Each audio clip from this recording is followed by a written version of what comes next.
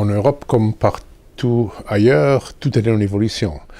Et le comité des régions a été créé en 1994 par le traité de Maastricht pour donner une voix aux collectivités territoriales. Le comité a le privilège de devoir être interrogé sur toutes les initiatives de la Commission qui concernent les collectivités territoriales. Et là, le grand point fort de ce comité, c'est qu'il est le porte-parole des institutions démocratiques les plus proches du citoyen européen. Mais le poids de ce que vous dites dépend finalement de ce que vous avez derrière vous.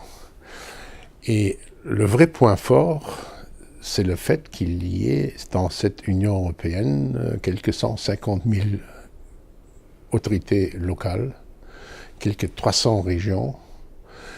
Et si toutes ces autorités, toutes ces collectivités deviennent conscients qu'ils ont quelque chose à faire avec ce comité pour faire évoluer les décideurs européens, alors ça devient quelque chose qui a un certain poids. C'est peut-être devenu encore un peu plus facile, parce qu'on sent qu'en Europe, quelque chose ne tourne pas rond. Ça ouvre une fenêtre pour donner du poids à ce que ressentent et disent les citoyens, et c'est ça que nous voulons faire par différentes opérations que nous avons lancées. Il faut absolument des formes de décentralisation pour que ça puisse fonctionner.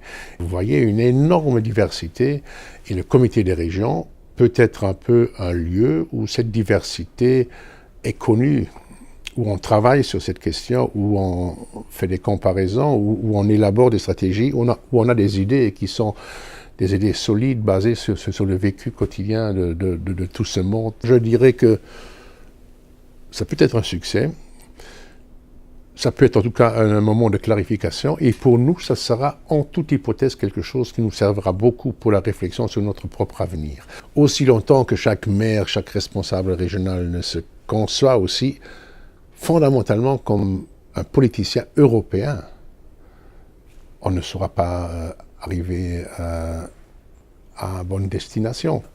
Ce qui se fait en Europe doit être vraiment compris et aussi implémenté au niveau local et régional, mais ce qui se passe là-bas, ça doit être la base de ce qui se décide en Europe, ou en tout cas une des bases de ce qui se décide en Europe, et ce processus-là, il est grippé. Alors avec Reflecting on Europe, on essaye un peu de faire évoluer les choses. Je crois que les décideurs européens et nationaux aujourd'hui sont beaucoup plus conscients qu'avant qu'il y a vraiment nécessité de faire cela.